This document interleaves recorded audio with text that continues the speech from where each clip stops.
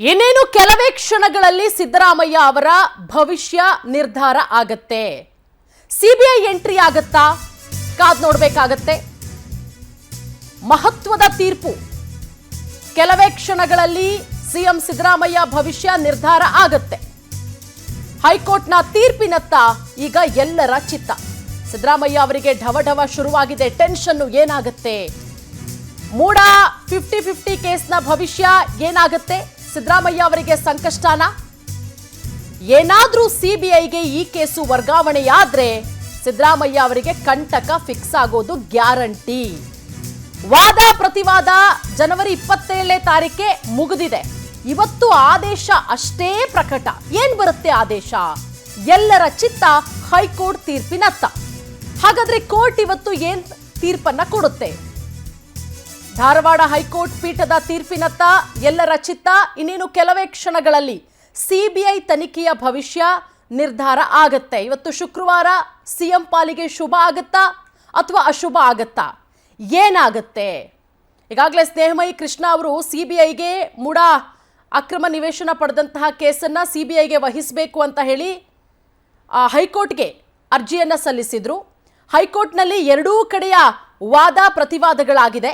ಎರಡೂ ಕಡೆಯ ವಾದ ಪ್ರತಿವಾದವನ್ನ ಆಲಿಸಿದಂತಹ ನ್ಯಾಯಮೂರ್ತಿಗಳು ಇವತ್ತು ಆದೇಶವನ್ನ ಪ್ರಕಟ ಮಾಡ್ತಾರೆ. ಹಾಗಾಗಿ ಏನು ಬರುತ್ತೆ ಆದೇಶ? ಯಾಕಂದ್ರೆ ಒಂದು ಕಡೆ ಸಿಬಿಐಗೆ ಏನಾದರೂ ಕೊಟ್ರೆ ಸಿದ್ದರಾಮಯ್ಯ ಅವರ ರಾಜಕೀಯ ಭವಿಷ್ಯ ಖಂಡಿತವಾಗ್ಲೂ ಕೂಡ ನಿರ್ಧಾರ ಆಗತ್ತೆ. ಹಾಗಾದ್ರೆ ವಿಚಾರಣೆಯ ಹಾದಿ ಯಾವ ರೀತಿ ಇತ್ತು? ಯಾವಾಗಿಂದ ಶುರುವಾಗಿದ್ದು ವಿಚಾರಣೆ? ಅದೆಲ್ಲವನ್ನ ಕೂಡ ನೋಡ್ತಾ ಹೋಗೋಣ. ಮೊದಲಿಗೆ ಏನಿದು ಮೂಡ ಹಗರಣ? ನೋಡಿ, ನಿಯಮ ಮೀರಿ 14 ಸೈಟ್ ಪಡೆದಿದ್ದಕ್ಕಾಗಿ ಸಿಎಂ ವಿರುದ್ಧ ಗಂಭೀರವಾದಂತಹ ಆರೋಪ ಕೇಳಿಬರುತ್ತೆ. ಸಿಎಂ ಪತ್ನಿಯ ಹೆಸರಲ್ಲಿದ್ದಂತಹ 3 ಎಕರೆ 16 ಗುಂಟೆ ಜಮೀನನ್ನ ವಶಕ್ಕೆ ಪಡೆದಿದ್ದಂತಹ ಮೂಡ 14 ಸೈಟ್ ಕೊಟ್ಟಿದ್ದು ಇಷ್ಟೆಲ್ಲ ವಿವಾದಕ್ಕೆ ಕಾರಣ ಆಗಿದ್ದು. ಅದರ ಜೊತೆಗೆ ನಿಗದಿತ ಬೆಲೆಗಿಂತ ಹೆಚ್ಚಿನ ಮೌಲ್ಯದ ಹೆಚ್ಚು ಸೈಟ್ ಪಡೆದಿದ್ದಾರೆ ಸಿಎಂ ಸಿದ್ದರಾಮಯ್ಯ ಕುಟುಂಬ ಅನ್ನುವಂತಹ ಆರೋಪ. ನಗರಾಭಿವೃದ್ಧಿ ಇಲಾಖೆಗೆ ಪತ್ರ ಬರೆದು ಕ್ರಮಕ್ಕೆ ಕೋರಿದ್ರು ಅವತ್ತಿನ ಡಿಸಿ. 1 ವರ್ಷದಿಂದ 15 ಪತ್ರ ಬರೆದಿದ್ರು ಡಿಸಿ ಕೆವಿ ರಾಜೇಂದ್ರ. ಮೂಡಾದಲ್ಲಿನ ಅಕ್ರಮದ ಬಗ್ಗೆ ತನಿಖೆಗೆ ಅಗತ್ಯ ಅಂತ ಹೇಳಿ ಡಿಸಿ ಪತ್ರ ಕೂಡ ಬರೆದಿದ್ರು. ಆದರೆ ಸರ್ಕಾರ ಮಾತ್ರ ಯಾವುದೇ ರೀತಿಯ ಕ್ರಮಕ್ಕೂ ಕೂಡ ಮುಂದಾಗಿರಲಿಲ್ಲ. ಮೂಡಾದಲ್ಲಿ ಒಟ್ಟಾರೆ 5,000 ಕೋಟಿ ಅಕ್ರಮ ಆಗಿದೆ ಅನ್ನುವಂತಹ ಗಂಭೀರ ಸ್ವರೂಪದ ಆರೋಪಗಳು ಕೂಡ ಕೇಳಿಬರ್ತಾ ಇತ್ತು. ಆದರೆ ತಾವು ಅಕ್ರಮವಾಗಿ ಸೈಟ್ ಪಡೆದಿಲ್ಲ ಅಂತ ಹೇಳಿ ಸಿದ್ದರಾಮಯ್ಯ ಅವರು ಸ್ಪಷ್ಟನೆಯನ್ನ ಕೂಡ ಕೊಡ್ತಾ ಬಂತಾ ಇದ್ರು. ಇದಾದ ಮೇಲೆ ಸ್ನೇಹಮಯಿ ಕೃಷ್ಣ ಅವರು ರಾಜ್ಯಪಾಲರಿಗೆ ದೂರನ್ನ ಕೊಡ್ತಾರೆ. ನೋಡಿ, ಮೂಡ ವಿಚಾರಣೆ ಯಾವ ರೀತಿ ನಡೀತು ಅಂತ ಹೇಳಿ. ನ್ಯಾಯಾಂಗ ತನಿಖೆಗೆ ಏಕಸದಸ್ಯ ಆಯೋಗ ಜುಲೈ 24ನೇ ತಾರೀಕು ಸದನದಲ್ಲಿ ಮೂಡ ಬಗ್ಗೆ ಚರ್ಚೆಗೆ ಸ್ಪೀಕರ್ ಯುಟಿ ಖಾದರ್ ಅವರು ಅವಕಾಶ ಕೊಡಲ್ಲ. ಜುಲೈ 26ನೇ ತಾರೀಕು ದೂರನ್ನ ಆಧರಿಸಿ ಸಿಎಂಗೆ ಗವರ್ನರ್ ಗೆಹ್ಲೋಟ್ ಅವರು ಶೋಕಾಸ್ ನೋಟಿಸ್ ಅನ್ನ ಕೊಡ್ತಾರೆ. ಏನ್ ಮಾಡ್ತಾರೆ? ಸ್ನೇಹಮಯಿ ಕೃಷ್ಣ ಸೇರಿದಂತೆ ಒಂದಷ್ಟು ಜನ ಗವರ್ನರ್ಗೆ ಈ ಬಗ್ಗೆ ದೂರು ಕೊಡ್ತಾರೆ. ಆಗಸ್ಟ್ 1ನೇ ತಾರೀಕು ಶೋಕಾಸ್ ನೋಟಿಸ್ ವಾಪಸ್ ಪಡೆಯೋದಕ್ಕೆ ಗವರ್ನರ್ಗೆ ಸಂಪುಟ ಆಗ್ರಹಿಸುತ್ತೆ. ಆದರೆ ವಾಪಸ್ ತೆಗೆದುಕೊಳ್ಳಲ್ಲ. ಆಗಸ್ಟ್ 3ನೇ ತಾರೀಕು ತಮ್ಮ ಮೇಲಿನ ಆರೋಪ ನಿರಾಧಾರ ಅಂತ ಹೇಳಿ ನೋಟಿಸ್ಗೆ ಸಿಎಂ ಸಿದ್ದರಾಮಯ್ಯ ಅವರು ಉತ್ತರ ಕೊಡ್ತಾರೆ, ಗವರ್ನರ್ ಕೊಟ್ಟಿದ್ದಂತಹ ನೋಟಿಸ್ಗೆ. ಅದಾದ್ಮೇಲೆ ಆಗಸ್ಟ್ 3ನೇ ತಾರೀಕು ಮೂಡ ಕೇಸ್ ತನಿಖೆಗೆ ಆಗ್ರಹಿಸಿ ಮೈಸೂರಲ್ಲಿ ಬಿಜೆಪಿ ದೊಡ್ಡ ಮಟ್ಟದಲ್ಲಿ ಪಾದಯಾತ್ರೆಯನ್ನ ಮಾಡುತ್ತೆ. ಆಗಸ್ಟ್ 10ನೇ ತಾರೀಕು ಮೂಡ ಕೇಸ್ ತನಿಖೆಗೆ ಒತ್ತಾಯಿಸಿ ಮೈಸೂರಲ್ಲಿ ದೊಡ್ಡ ಮಟ್ಟದ ಸಮಾವೇಶ ಕೂಡ ಆಗುತ್ತೆ. ಮತ್ತೆ ಆಗಸ್ಟ್ 17ನೇ ತಾರೀಕು ಸಿಎಂ ವಿರುದ್ಧ ಪ್ರಾಸಿಕ್ಯೂಷನ್ಗೆ ರಾಜ್ಯಪಾಲರು ಅನುಮತಿಯನ್ನ ಕೊಡ್ತಾರೆ. ಆಗಸ್ಟ್ 19ನೇ ತಾರೀಕು ತಮ್ಮ ವಿರುದ್ಧ ತನಿಖೆಗೆ ತಡೆ ಕೋರಿ ಹೈಕೋರ್ಟ್ಗೆ ಸಿಎಂ ರಿಟ್ ಅರ್ಜಿಯನ್ನ ಕೂಡ ಸಲ್ಲಿಕೆ ಮಾಡ್ತಾರೆ. ಇನ್ನು ಆಗಸ್ಟ್ 29ನೇ ತಾರೀಕು ಹೈಕೋರ್ಟ್ನಲ್ಲಿ ಸಿಎಂ ರಿಟ್ ಅರ್ಜಿ ವಿಚಾರಣೆ ಬರುತ್ತೆ. ಸಿಎಂ ಸಿದ್ದರಾಮಯ್ಯ ಅವರ ಪರ ಅಭಿಷೇಕ್ ಮನು ಸಿಂಘವಿ ಅವರು ವಾದವನ್ನ ಮಂಡನೆ ಮಾಡ್ತಾರೆ. ಅದಾದ್ಮೇಲೆ ಆಗಸ್ಟ್ 31ನೇ ತಾರೀಕು ಸಿಎಂ ಪ್ರಾಸಿಕ್ಯೂಷನ್ಗೆ ಗವರ್ನರ್ ಕ್ರಮವನ್ನ ಸಮರ್ಥಿಸಿ ತುಷಾರ್ ಮೆಹ್ತಾ ಅವರು ಕೂಡ ವಾದ ಮಂಡನೆ ಮಾಡ್ತಾರೆ. ಸೆಪ್ಟೆಂಬರ್ 2 ದೂರುದಾರರ ಪರ ವಕೀಲರು ತನಿಖೆಗೆ ಆಗ್ರಹಿಸಿ ವಾದ ಮಂಡನೆಯನ್ನು ಕೂಡ ಆಗತ್ತೆ. ಮತ್ತೆ ಸೆಪ್ಟೆಂಬರ್ 9ನೇ ತಾರೀಕು ಸರ್ಕಾರದ ಪರ ಎಜಿ ಶಶಿಕಿರಣ್ ಶೆಟ್ಟಿ, ದೂರುದಾರರ ಪರ ವಕೀಲರು ಇಬ್ಬರ ನಡುವೆ ವಾದ ಪ್ರತಿವಾದಗಳಾಗತ್ತೆ. ಸೆಪ್ಟೆಂಬರ್ 12ನೇ ತಾರೀಕು ವಾದ ಪ್ರತಿವಾದ ಮುಕ್ತಾಯ. ತೀರ್ಪನ್ನ ಉಚ್ಚ ನ್ಯಾಯಾಲಯ ಕಾಯ್ದಿರಿಸುತ್ತೆ. ನೋಡಿ, ಅದಾದ ಮೇಲೆ ಇದನ್ನ ಸಿಬಿಐಗೆ ಕೊಡಬೇಕು, ಮೂಡಾದಲ್ಲಿ ಏನು ಅಕ್ರಮ ಆಗಿದೆ ಇದನ್ನ ಸಿಬಿಐಗೆ ಕೊಡಬೇಕು ಅಂತ ಹೇಳಿ ಸ್ನೇಹಮಯಿ ಕೃಷ್ಣ ಅವರು ಹೈಕೋರ್ಟ್ಗೆ ಅರ್ಜಿಯನ್ನ ಸಲ್ಲಿಸ್ತಾರೆ. ಅಲ್ಲಿ ಹೈಕೋರ್ಟ್ ಅಲ್ಲಿ ಸುದೀರ್ಘವಾಗಿ ಎರಡೂ ಕಡೆಯಿಂದನೂ ಕೂಡ ಒಂದು ಕಡೆ ಸಿದ್ದರಾಮಯ್ಯ ಅವರ ಪರ ವಕೀಲರಿಂದ ವಾದ ಆಗುತ್ತೆ, ಸ್ನೇಹಮಯಿ ಕೃಷ್ಣ ಅವರ ಪರ ವಕೀಲರಿಂದ ಪ್ರತಿವಾದ. ಎರಡೂ ಕಡೆಯ ವಾದ ಪ್ರತಿವಾದವನ್ನ ಆಲಿಸಿದಂತಹ ನ್ಯಾಯಮೂರ್ತಿಗಳು ಇವತ್ತು ಆದೇಶವನ್ನ ಕಾಯ್ದಿರಿಸಿದ್ದಾರೆ. ಹಾಗಾಗಿ ಏನು ಬರುತ್ತೆ ಆದೇಶ, ಎಲ್ಲರ ಚಿತ್ತ ಈಗ ಏನು ಆದೇಶ ಪ್ರಕಟ ಆಗತ್ತೆ. ಒಂದು ವೇಳೆ ತನಿಖೆಗೆ ಏನಾದರೂ ಹೈಕೋರ್ಟು ಆದೇಶ ಮಾಡುತ್ತಾ ಅಥವಾ ಅರ್ಜಿ ಏನಾದರೂ ವಜಾ ಆಗತ್ತಾ? ಇನ್ ಕೇಸ್ ಏನಾದರೂ ಅರ್ಜಿ ವಜಾಗೊಂಡ್ರೆ ಸಿದ್ದರಾಮಯ್ಯ ಹಾಗೆ ಕುಟುಂಬ ಸದಸ್ಯರಿಗೆ ಒಂದು ಕಡೆ ನಿರಾಳ. ಹೈಕೋರ್ಟ್ ಏನಾದರೂ ತನಿಖೆಗೆ ಅಸ್ತು, CBI ತನಿಖೆ ಆಗಲಿ ಅಂತ ಏನಾದರೂ ಹೇಳಿದ್ರೆ ಇಲ್ಲಿ CM ಸಿದ್ದರಾಮಯ್ಯ ಅವರ ರಾಜಕೀಯ ಭವಿಷ್ಯ ಅಂದರೆ ಕಾನೂನು ಹೋರಾಟದಲ್ಲಿ ಸಿದ್ದರಾಮಯ್ಯ ಅವರಿಗೆ ಹಿನ್ನಡೆಯಾಗುತ್ತೆ. ಅವರು ಮುಂದೆ ಯಾವ ರೀತಿ ಕಾನೂನು ಹೋರಾಟ ಮಾಡ್ತಾರೆ ಅನ್ನೋದನ್ನು ಕೂಡ ಕಾದು ನೋಡಬೇಕಾಗತ್ತೆ. ಹಾಗಾಗಿ CBI ಅಧಿಕಾರಿಗಳ ವಿಚಾರಣೆಯನ್ನ ಎದುರಿಸಬೇಕಾದಂತಹ ಆತಂಕ ಈಗ ಸಿದ್ದರಾಮಯ್ಯ ಅವರ ಮೇಲಿರುವಂಥದ್ದು. ಹಾಗಾಗಿ ಏನಾಗುತ್ತೆ, ತೀರ್ಪು ಏನು ಪ್ರಕಟ ಆಗುತ್ತೆ ಅನ್ನೋದನ್ನ ಕಾದು ನೋಡಬೇಕಾಗತ್ತೆ. CBI ಏನಾದರೂ ಎಂಟ್ರಿ ಆದರೆ ಖಂಡಿತವಾಗ್ಲೂ ಕೂಡ ಸಿದ್ದರಾಮಯ್ಯ ಅವರಿಗೆ ಬಹಳಷ್ಟು ಆತಂಕ, ತಮ್ಮ CM ಸ್ಥಾನಕ್ಕೆ ರಾಜೀನಾಮೆ ಕೊಡುವಂತಹ ಸಂದರ್ಭ ಕೂಡ ಬರುತ್ತೆ. ಯಾಕಂದ್ರೆ ಈಗಾಗಲೇ ಈ ವಿಚಾರ ಏನಿದೆ ಅದು ವಿಪಕ್ಷಗಳಿಗೆ ದೊಡ್ಡ ಮಟ್ಟದಲ್ಲಿ ಅಸ್ತ್ರ. ಈ ಮೂಡಾ ಕೇಸ್ ವಿಚಾರಕ್ಕೆ ಸಂಬಂಧಪಟ್ಟಂತೆ ದೊಡ್ಡ ಮಟ್ಟದಲ್ಲಿ ಪಾದಯಾತ್ರೆ ಕೂಡ ಆಯಿತು. ಮೈಸೂರಿನವರೆಗೂ ಕೂಡ ಪಾದಯಾತ್ರೆಯನ್ನ ಮಾಡಿದ್ರು BJPಯವರು ಹಾಗೆ JDSನವರು. ಈಗ ಏನಾದ್ರೂ CBIಗೆ ಕೊಟ್ರೆ ಹೈಕೋರ್ಟು, ಇದು BJPಗೆ ದೊಡ್ಡ ಮಟ್ಟದಲ್ಲಿ ಅಸ್ತ್ರ ಆಗುತ್ತೆ. ಈ ವಿಚಾರವನ್ನ ಮತ್ತೆ ಮುಂದಿಟ್ಕೊಂಡು ಅವರ ರಾಜೀನಾಮೆಗೂ ಕೂಡ ದೊಡ್ಡ ಮಟ್ಟದಲ್ಲಿ ಆಗ್ರಹ ಕೂಡ ಕೇಳಿಬರುತ್ತೆ. ಹಾಗಾಗಿ ಒಂದ್ ಕಡೆ ಸ್ನೇಹಮಯಿ ಕೃಷ್ಣ ಅವರು ಕೂಡ ಸಾಕಷ್ಟು ವಿಶ್ವಾಸವನ್ನ ವ್ಯಕ್ತಪಡಿಸಿದ್ದಾರೆ. ಮೂಡಾದಲ್ಲಿ ಜಯ ಸಿಗುವಂತಹ ನನಗೆ ನಂಬಿಕೆ ಕೂಡ ಇದೆ. ಇನ್ ಕೇಸ್ ಇವತ್ತೇನಾದರೂ ಜಯ ಸಿಗಲಿಲ್ಲ ಅಂತ ಹೇಳಿದ್ರೆ ಮುಂದೆ ನಾನು ಸುಪ್ರೀಂ ಕೋರ್ಟ್ಗೂ ಹೋಗ್ತೀನಿ ಅನ್ನುವ ಮಾತುಗಳನ್ನು ಕೂಡ ಆಡಿದ್ದಾರೆ. ಹಾಗಾಗಿ ಏನು ಬರುತ್ತೆ ಇವತ್ತು ಹೈಕೋರ್ಟ್ನಲ್ಲಿ ಆದೇಶ ಅನ್ನೋದನ್ನ ಕಾದು ನೋಡಬೇಕಾಗತ್ತೆ. ಇವತ್ತು ಆದೇಶ ಪ್ರಕಟ ಆಗತ್ತೆ. ಎಸ್, ಇದೆಲ್ಲದರ ಬಗ್ಗೆ ಮತ್ತಷ್ಟು ಅಪ್ಡೇಟ್ ಅನ್ನ ಕೊಡ್ತಾ ಹೋಗ್ತಾರೆ ನಮ್ಮ ಪ್ರತಿನಿಧಿ ದೀಪಾ. ಈಗ ನಮ್ಮ ಜೊತೆಗೆ ನೇರ ಸಂಪರ್ಕಕ್ಕೆ ಜಾಯ್ನ್ ಆಗಿದ್ದಾರೆ. ದೀಪಾ, ಇವತ್ತು CM ಸಿದ್ದರಾಮಯ್ಯ ಅವರಿಗೆ ನಿರ್ಣಾಯಕ ದಿನ. ಅವರಿಗೆ ಈಗ ಆಲ್ರೆಡಿ ಢವಢವ ಶುರುವಾಗಿದೆ. ಎಲ್ಲರ ಚಿತ್ತ ಹೈಕೋರ್ಟ್ನ ತೀರ್ಪಿನತ್ತ ನೆಟ್ಟಿರೋದು.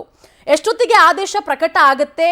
ಈಗ ಆಲ್ರೆಡಿ ಎರಡೂ ಕಡೆಯ ವಾದ ಪ್ರತಿವಾದಗಳು ಮುಗಿದಿದೆ ದೀಪಾ. ಇವತ್ತು ಆದೇಶ ಅಷ್ಟೇ ಪ್ರಕಟ ಆಗಬೇಕು. ಏನಾಗುತ್ತೆ ಅಂತ ಹೇಳಿ ದೀಪಾ, ಬಹಳ ಕ್ಯೂರಿಯಾಸಿಟಿ ಇದೆ ಪ್ರತಿಯೊಬ್ಬರಿಗೂ ಕೂಡ. ಏನಾಗಬಹುದು, ಏನು ಆದೇಶ ಬರಬಹುದು ಅಂತ ಹೇಳಿ. ಪೂರ್ಣಿಮಾ, ಮೂಡಾ ವಿಚಾರವಾಗಿ CBIಗೆ ವಹಿಸಬೇಕು ಇದನ್ನ ಅನ್ನುವಂತಹ ಒಂದಿಷ್ಟು ಒತ್ತಾಯ ಯಾವಾಗ ಲೋಕಾಯುಕ್ತಕ್ಕೆ ಈ ಒಂದು ಕೇಸ್ನ ಸರ್ಕಾರ ವರ್ಗಾವಣೆ ಮಾಡ್ತೋ ಆಗಿನಿಂದಲೂ ಕೂಡ, ಅಂದ್ರೆ ಅಂದಿನಿಂದಲೂ ಕೂಡ ಇದನ್ನ CBIಗೆ ವಹಿಸಬೇಕು ಅಂತೇಳಿ ಸ್ನೇಹಮಯಿ ಕೃಷ್ಣ ವಾದ ಮಾಡ್ತಾನೆ ಬಂದಿದ್ದಾರೆ, ಒತ್ತಾಯ ಮಾಡ್ತಾನೆ ಬಂದಿದ್ದಾರೆ. ಅದರಂತೆ ಕೋರ್ಟ್ಗೂ ಕೂಡ ಒಂದು ಅರ್ಜಿಯನ್ನ ಹಾಕಿರ್ತಾರೆ. ಯಾಕಂದ್ರೆ ಸ್ಥಳೀಯ ಸಂಸ್ಥೆ ಆಗಿರುತ್ತೆ, ಅಂದ್ರೆ ಲೋಕಾಯುಕ್ತ ಸಂಸ್ಥೆ ರಾಜ್ಯ ಸರ್ಕಾರದ ಅಡಿಯಲ್ಲಿದೆ, ರಾಜ್ಯ ಸರ್ಕಾರದ ಕೈ ಕೆಳಗಿದೆ. ಇಡೀ ಸಂಪುಟದ ಸಚಿವರೆಲ್ಲರೂ ಕೂಡ ಏನು ಸಿದ್ದರಾಮಯ್ಯ ಅವರ ಬೆನ್ನಿಗೆ ನಿಂತಿದ್ದಾರೆ, ಸಿದ್ದರಾಮಯ್ಯ ಅವರ ಪರ ಕೆಲಸ ಮಾಡುತ್ತಿದ್ದಾರೆ. ಲೋಕಾಯುಕ್ತ ಕೂಡ ರಾಜ್ಯ ಸರ್ಕಾರದ ಅಡಿ ಬರೋದ್ರಿಂದ ನಿಷ್ಪಕ್ಷಪಾತವಾದ ಪಾರದರ್ಶಕವಾದಂತಹ ಯಾವುದೇ ರೀತಿಯಾದಂತಹ ತನಿಖೆ ನಡೆಯೋದಿಲ್ಲ, CBIಗೆ ಇದನ್ನ ವಹಿಸಲೇಬೇಕು ಅಂತೇಳಿ ಕೋರ್ಟ್ ಮುಂದೆ ಅರ್ಜಿ ಹಾಕೊಂಡಿದ್ರು. ವಾದ ಪ್ರತಿವಾದ ಎಲ್ಲವೂ ಮುಗಿದ ಬಳಿಕ ಇವತ್ತಿಗೆ ಅಂದ್ರೆ ಆದೇಶವನ್ನ ಕೋರ್ಟ್ ಕಾಯ್ದಿರಿಸಿತ್ತು. ಅದರಂತೆ 10:30ಕ್ಕೆ ಈ ಒಂದು ಕೋರ್ಟ್ ಆದೇಶವನ್ನ ಪ್ರಕಟ ಮಾಡುತ್ತೆ. ನ್ಯಾಯಮೂರ್ತಿ ನಾಗಪ್ರಸನ್ನ ಅವರು ಈ ಒಂದು ಕೋರ್ಟ್ ಏನು ನ್ಯಾಯಪೀಠದಲ್ಲಿ ಇರೋದ್ರಿಂದ ಅವರೇ ಆದೇಶವನ್ನ ಮಾಡ್ತಿರುವಂತಹದ್ದು. ಅವರ ಮುಂದೆ ಕೂಡ ಇದು ಅರ್ಜಿ ಹೋಗಿತ್ತು. ಪ್ರಮುಖವಾಗಿ ವಾದ ಪ್ರತಿವಾದಗಳನ್ನು ನೋಡಿದಾಗ ಒಂದು ಕಡೆ ಅಂದ್ರೆ CM ಏನು ಸ್ನೇಹಮಯಿ ಕೃಷ್ಣ ಅವರ ವಕೀಲರು ಹೇಳಿದಂತೆ ಇದು ರಾಜ್ಯ ಸರ್ಕಾರದ ಅಂಡರ್ ಅಲ್ಲಿ ಇರೋದ್ರಿಂದ, ಅಂದ್ರೆ ಲೋಕಾಯುಕ್ತ ಆ ಒಂದು ರಾಜ್ಯ ಸರ್ಕಾರದ ಅಡಿಯಲ್ಲಿ ಬರೋದ್ರಿಂದ ಯಾವುದೇ ರೀತಿಯಾದಂತಹ ನಿಷ್ಪಕ್ಷಪಾತವಾದಂತಹ ತನಿಖೆ ನಡೆಯೋದಿಲ್ಲ ಅನ್ನುವಂತಹದ್ದು ಅವರ ವಾದ. ಆದ್ರೆ ಮನು ಸಿಂಘ್ವಿ ಅವರ ವಾದ CBIಗೆ ವಹಿಸಿ ಅನ್ನುವಂತಹದ್ದು ಇವರ ಒತ್ತಾಯ ಆಗಿದೆ. CBIಗೆ ವಹಿಸಿದ್ರೆ CBI ಕೂಡ ಕೇಂದ್ರ ಸರ್ಕಾರದ ಅಂಡರ್ ಅಲ್ಲಿದೆ, ಅದು ಕೂಡ ಒಂದು ಸರ್ಕಾರದ ಅಂಗಸಂಸ್ಥೆಯಾಗಿ ಕೆಲಸ ಮಾಡ್ತಿದೆ ಅನ್ನುವಂತಹದ್ದನ್ನು ಕೂಡ ನಾವು ಹೇಳ್ಬೇಕಾಗುತ್ತೆ ಅನ್ನುವಂಥದ್ದನ್ನ CM ಸಿದ್ದರಾಮಯ್ಯ ಪರ ವಕೀಲರು ಹೇಳಿದ್ರು. ಆದ್ರೆ ಎಲ್ಲಾ ವಾದ ಪ್ರತಿವಾದಗಳನ್ನ ನೋಡಿದಂತಹ ಕೋರ್ಟ್ ಇದೀಗ ಆದೇಶವನ್ನ ಕಾಯ್ದಿರಿಸುವಂತಹದ್ದು. ಸಹಜವಾಗಿ ಒಂದು ರೀತಿಯ ಕುತೂಹಲತೆಯ ಜೊತೆಗೆ ರಾಜಕಾರಣಿಗಳು ಏನಿದ್ದಾರೆ, CM ಸಿದ್ದರಾಮಯ್ಯ, ಸಂಪುಟದ ಸಚಿವರು ಎಲ್ರಿಗೂ ಕೂಡ ಒಂದು ಟೆನ್ಷನ್ ಅಂತೂ ಇದ್ದೇ ಇದೆ. ಇನ್ ಕೇಸ್ CBI ಎಂಟ್ರಿ ಆದ್ರೆ ಈ ಒಂದು ಪ್ರಕರಣದ ಸ್ವರೂಪ ಬದಲಾಗಬಹುದು. ಅನ್ನುವಂತಹದ್ದು ಅಥವಾ ಬೇಕು ಅಂತಲೇ ಸಿಎಂ ಸಿದ್ದರಾಮಯ್ಯನವ್ರನ್ನ ಸಿಕ್ಕಿಸಬಹುದು ಅನ್ನುವಂತಹ ಅನುಮಾನ ಕೂಡ ಇರುವಂತಹದ್ದು. ಆದ್ರೆ ಕೋರ್ಟ್ ಯಾವ ನಿರ್ಧಾರ ತೆಗೆದುಕೊಳ್ಳುತ್ತೆ ಅನ್ನುವಂತಹದ್ದು ಪ್ರಮುಖವಾಗಿರುತ್ತೆ. ಆದ್ರೆ ಈ ಕೇಂದ್ರ ಸರ್ಕಾರವೇ ಒಂದು ರೂಲ್ ಅನ್ನ ಮಾಡಿರುವಂತಹದ್ದು, ಅದನ್ನ ಹಲವಾರು ರಾಜ್ಯಗಳು ಅಳವಡಿಸಿಕೊಂಡಂತೆ ಯಾವುದೇ ಸ್ವಾಯತ್ತ ಸಂಸ್ಥೆ ಅಂದ್ರೆ ಇಡಿ, ಸಿಬಿಐ ಯಾರೇ ಆದ್ರೂ ಕೂಡ ಯಾರೊಬ್ಬರ ಮೇಲೆ ಆರೋಪ ಅಥವಾ ವಿಚಾರಣೆಗೆ ಬರಬೇಕಂದ್ರೆ ರಾಜ್ಯ ಸರ್ಕಾರದ ಒಂದು ಅನುಮತಿಯನ್ನ ಪಡಿಬೇಕು ಅನ್ನುವಂತಹದ್ದು. ಅದು ಇತ್ತೀಚೆಗೆ ನಮ್ಮ ರಾಜ್ಯ ಸರ್ಕಾರವು ಕೂಡ ಸಚಿವ ಸಂಪುಟದಲ್ಲಿ ನಿರ್ಣಯವನ್ನ ತೆಗೆದುಕೊಂಡಿರುವಂತಹದ್ದು. ಹಾಗೇನಾದ್ರೂ ಸಿಬಿಐಗೆ ವಹಿಸಿದ್ದಲ್ಲಿ ಕೋರ್ಟ್ ಸೂಚನೆ ಮೇರೆಗೆ ಏನಾದ್ರೂ ವಿಚಾರಣೆ ನಡೆಯುತ್ತಾ ಅಥವಾ ಈ ಒಂದು ಟೆಕ್ನಿಕಲ್ ಸಮಸ್ಯೆ ಅಡ್ಡ ಬರೋದ್ರಿಂದ ಅನುಮತಿಯನ್ನೇನಾದ್ರೂ ಪಡೆಯುತ್ತಾ ಅನ್ನುವಂತಹದ್ದು ಕೂಡ ಇಲ್ಲಿರುವಂತಹ ಪ್ರಶ್ನೆ. ಆದ್ರೆ ಇಡೀ ಇವತ್ತಿನ ಒಂದು ಪ್ರಕರಣ ವಿಚಾರವಾಗಿ ಎಲ್ಲರ ಚಿತ್ತ ಧಾರವಾಡ ಹೈಕೋರ್ಟ್ ನಗ್ತಾ ಇದೆ. ಹಾಗಾಗಿ ಕಾದ್ ನೋಡ್ಬೇಕಾಗತ್ತೆ. ಇನ್ನೇನು ಕೆಲವೇ ನಿಮಿಷಗಳಲ್ಲಿ ಈ ಒಂದು ಆದೇಶ ಹೊರಬೀಳುತ್ತೆ. ಸಿಎಂ ಸಿದ್ದರಾಮಯ್ಯಗೆ ಕಾನೂನು ಕಂಟಕ ಎದುರಾಗುತ್ತಾ ಅಥವಾ ಸಿಎಂ ಸಿದ್ದರಾಮಯ್ಯ ನಿರಾಳರಾಗ್ತಾರ ಅನ್ನುವಂತಹದ್ದು ಕೂಡ ಕುತೂಹಲ. ಖಂಡಿತ ದೀಪಾ, ಹಾಗೆ ಹೋಲ್ಡ್ ಅಲ್ಲಿರಿ. ಮತ್ತೊಂದು ಈ ವಿಚಾರಕ್ಕೆ ಸಂಬಂಧಪಟ್ಟಂತೆ ಬ್ರೇಕಿಂಗ್ ಅಪ್ಡೇಟ್ ಬರ್ತಾ ಇದೆ, ಅದನ್ನ ಕೂಡ ನೋಡ್ತಾ ಹೋಗೋಣ. ನೋಡಿ, ಈ ಮೂಡಾ ಕೇಸು ಸಿಎಂ ಸಿದ್ದರಾಮಯ್ಯ ಅವರಿಗೆ ಬಹಳಷ್ಟು ದೊಡ್ಡ ಮಟ್ಟದಲ್ಲಿ ಟೆನ್ಷನ್ ಅನ್ನ ತಂದಿಟ್ಟಿದೆ. ಇದು ವಿಪಕ್ಷಗಳಿಗೆ ಎಲ್ಲೋ ಒಂದು ಕಡೆ ವಿಪಕ್ಷಗಳು ಇದನ್ನ ಪ್ಲಸ್ ಮಾಡ್ಕೊಳ್ತಾ ಇದೆ. ಸಿಬಿಐಗೆ ವಹಿಸಲು ಹೈಕೋರ್ಟ್ ನಿರಾಕರಿಸಿದ್ರೆ ಏನಾಗುತ್ತೆ? ಕಾನೂನು ಹೋರಾಟದ ಆಯ್ಕೆಯನ್ನ ಇಟ್ಕೊಂಡಿದ್ದಾರೆ ಈಗ ಸಿದ್ದರಾಮಯ್ಯ ಅವರು. ತೀರ್ಪನ್ನ ಪ್ರಶ್ನಿಸಿ ಸುಪ್ರೀಂ ಕೋರ್ಟ್ ಮೊರೆ ಹೋಗುವ ಸಾಧ್ಯತೆ. ಇನ್ ಕೇಸ್ ಏನಾದ್ರೂ ಹೈಕೋರ್ಟ್ ಸಿಬಿಐಗೆ ಕೊಟ್ರೆ ಸಿದ್ದರಾಮಯ್ಯ ಅವರು ಕೂಡ ಕಾನೂನು ಹೋರಾಟಕ್ಕೆ ಮುಂದಾಗಿದ್ದಾರೆ. ಕಾನೂನು ಹೋರಾಟದ ಆಯ್ಕೆಯನ್ನ ಇಟ್ಕೊಂಡಿದ್ದಾರೆ. ನೋಡಿ, ಅರ್ಜಿ ಏನಾದ್ರೂ ವಜಾ ಆದ್ರೆ ಸಿದ್ದರಾಮಯ್ಯ ಹಾಗೆ ಅವರ ಕುಟುಂಬ ಸದಸ್ಯರು ಇಲ್ಲಿ ನಿರಾಳರಾಗ್ತಾರೆ. ಇನ್ ಕೇಸ್ ಏನಾದ್ರೂ ಹೈಕೋರ್ಟ್ ತನಿಖೆಗೆ ಅಸ್ತು ಅಂದ್ರೆ ಸಿಬಿಐಗೆ ಕೊಡೋದಕ್ಕೆ ಓಕೆ ಅಂತ ಹೇಳಿದ್ರೆ ಸಿದ್ದರಾಮಯ್ಯ ಅವರು ಕಾನೂನು ಹೋರಾಟದಲ್ಲಿ ಅವರಿಗೆ ಇದುವರೆಗೂ ಏನ್ ಕಾನೂನು ಹೋರಾಟ ಮಾಡಿದ್ರಲ್ಲ ಅದರಲ್ಲಿ ಹಿನ್ನಡೆ. ಮುಂದೆ ಅವರು ಯಾವ ರೀತಿ ಕಾನೂನು ಹೋರಾಟ ಮಾಡಬೇಕು ಅನ್ನೋದ್ರ ಬಗ್ಗೆ ಅವರು ನಿರ್ಧಾರವನ್ನ ಮಾಡ್ತಾರೆ. ಹಾಗಾಗಿ ಸಿಬಿಐ ಅಧಿಕಾರಿಗಳ ವಿಚಾರಣೆಯನ್ನ ಎದುರಿಸಬೇಕಾಗತ್ತೆ. ಈ ಬಗ್ಗೆ ಮತ್ತಷ್ಟು ಮಾಹಿತಿಯನ್ನ ಕೊಡ್ತಾ ಹೋಗ್ತಾ ಇದ್ರು ದೀಪಾ. ಈಗ ಸ್ನೇಹಮಯಿ ಕೃಷ್ಣ ಸಲ್ಲಿಸಿರುವಂತಹ ಅರ್ಜಿ ಏನಾದ್ರೂ ಇವತ್ತು ಹೈಕೋರ್ಟ್ ಅಲ್ಲಿ ವಜಾ ಆದ್ರೆ ಸಿದ್ದರಾಮಯ್ಯ ಹಾಗೆ ಅವರ ಕುಟುಂಬಸ್ಥರಿಗೆ ಇಲ್ಲಿ ನಿರಾಳ ಆಗತ್ತೆ. ಆದ್ರೆ ಇನ್ ಕೇಸ್ ಏನಾದ್ರೂ ಹೈಕೋರ್ಟ್ ಸಿಬಿಐ ತನಿಖೆಗೆ ಅಸ್ತು ಅಂತ ಹೇಳಿದ್ರೆ ಸಿದ್ದರಾಮಯ್ಯ ಅವರಿಗೆ ದೊಡ್ಡ ಮಟ್ಟದಲ್ಲಿ ಹಿನ್ನಡೆ. ಇದುವರೆಗೂ ಏನು ಕಾನೂನು ಹೋರಾಟ ನಡೆಸಿದ್ರು ಅದೆಲ್ಲದಕ್ಕೂ ಕೂಡ ಹಿನ್ನಡೆ. ಹಾಗಾಗಿ ಇನ್ ಕೇಸ್ ಏನಾದ್ರೂ ಸಿಬಿಐಗೆ ಕೊಟ್ರೆ ವಾಟ್ ನೆಕ್ಸ್ಟ್? ಏನ್ ಮಾಡ್ತಾರೆ ಸಿದ್ದರಾಮಯ್ಯ ಅವರು? ಅವರ ಮುಂದಿರುವಂತಹ ಆಯ್ಕೆಗಳು ಏನು? ಯಾವ ರೀತಿ ಕಾನೂನು ಹೋರಾಟ ಮಾಡಬಹುದು ಅಂತ ಹೇಳಿ ದೀಪಾ. ಪೂರ್ಣಿಮಾ, ಇದು ಅಂದ್ರೆ ಈ ಒಂದು ಕೂಡ ಒಂದ್ ರೀತಿಯಾಗಿ ಕಾನೂನು ತಜ್ಞರ ಜೊತೆ ಕಾನೂನು ಸಲಹೆಗಾರರ ಜೊತೆ ಒಂದಿಷ್ಟು ಟಚ್ ಅಲ್ಲಿ ಇದ್ರು. ಅಂದ್ರೆ ಇನ್ ಕೇಸ್ ಈ ಪ್ರಕರಣ ಅಂದ್ರೆ ಮೂಡಾ ಪ್ರಕರಣ ಲೋಕಾಯುಕ್ತಕ್ಕೆ ವಹಿಸುವಂತಹ ಸಂದರ್ಭದಲ್ಲೂ ಕೂಡ ಸಿಎಂ ಸಿದ್ದರಾಮಯ್ಯ ಒಂದಿಷ್ಟು ಕಾನೂನು ಸಲಹೆಗಾರರು ಕಾನೂನು ತಜ್ಞರ ಜೊತೆ ಸಂಪರ್ಕದಲ್ಲಿದ್ದು ಏನಾಗಬಹುದು ಅನ್ನುವಂತಹದನ್ನ ಕೇಳಿದ್ರು. ಯಾವಾಗ ಲೋಕಾಯುಕ್ತಕ್ಕೆ ವಹಿಸಿದ್ರು ನಾನು ನಿಷ್ಪಕ್ಷಪಾತವಾಗಿ ಅವರು ಕೇಳುವಂತಹ ಪ್ರಶ್ನೆಗಳಿಗೆ ವಿಚಾರಣೆಗೆ ಎದುರಿಸ್ತೇನೆ ಅನ್ನುವಂತಹ ಮಾತುಗಳನ್ನು ಹೇಳಿದ್ರು.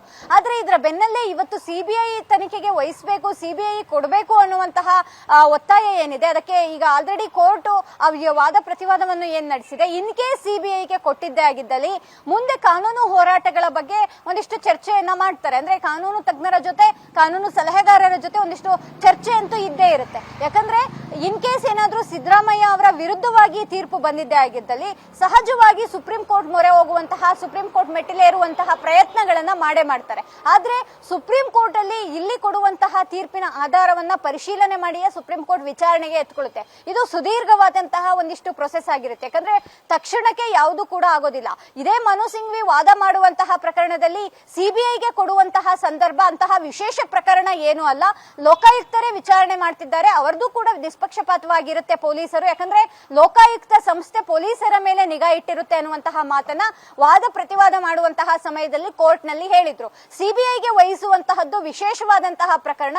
ಇಲ್ಲಿ ಯಾವುದೇ ವಿಶೇಷತೆ ಕಾಣಿಸ್ತಿಲ್ಲ. ಜೊತೆಗೆ ಮೂಡಾ ಆ ಸೈಟ್ಗಳನ್ನು ಕೂಡ ಸಿಎಂ ಪತ್ನಿ ವಾಪಸ್ ನೀಡಿರೋದ್ರಿಂದ ಎಲ್ಲವೂ ಕೂಡ ನಿಷ್ಪಕ್ಷಪಾತವಾಗಿ ನಡೀತಿದೆ ಅನ್ನುವಂತಹ ಮಾತನ್ನು ಹೇಳಿದ್ರು. ಆದ್ರೆ ಮುಂದಿನ ಕಾನೂನು ಯಾವ ರೀತಿಯಾಗಿರುತ್ತೆ, ಮುಂದಿನ ಆ ರೀತಿ ಒಂದು ಪ್ರೊಸೆಸ್ ಯಾವ ರೀತಿಯಾಗಿರುತ್ತೆ ಅಂದ್ರೆ ಸಹಜವಾಗಿ ಸುಪ್ರೀಂ ಕೋರ್ಟ್ಗೆ ಹೋಗ್ಬೇಕಾಗುತ್ತೆ. ಅದು ಸಿದ್ದರಾಮಯ್ಯ ವಿರುದ್ಧವಾಗಿ ಬಂದ್ರೆ ಮಾತ್ರ. ಹಾಗಾಗಿ ಸದ್ಯಕ್ಕೆ ಇನ್ನೇನು ಕೆಲವೇ ಕ್ಷಣಗಳಲ್ಲಿ ಈ ಒಂದು ತೀರ್ಪು ಬರೋದ್ರಿಂದ ಏನಾಗುತ್ತೆ, ಮುಂದೆ ಯಾವ ರೀತಿಯಾಗಿ ಇದನ್ನ ನಿಭಾಯಿಸಬಹುದು ಅನ್ನುವಂತಹದ್ದು ಕೂಡ ಸಿಎಂ ಸಿದ್ದರಾಮಯ್ಯ ಯೋಚನೆ ಮಾಡ್ತಿದ್ದಾರೆ. ಬಹುತೇಕವಾಗಿ ಕಾನೂನು ಸಲಹೆಗಾರರ ಜೊತೆ ಅವರು ಸಂಪರ್ಕದಲ್ಲೂ ಕೂಡ ಇದ್ದಾರೆ ಅನ್ನುವಂತಹ ಮಾತುಗಳು ಕೇಳಿ ಬರ್ತಿದೆ. ಪೂರ್ಣಿಮಾ, ಥ್ಯಾಂಕ್ ಯು ದೀಪಾ ತಮ್ಮೆಲ್ಲ ಮಾಹಿತಿಗಾಗಿ.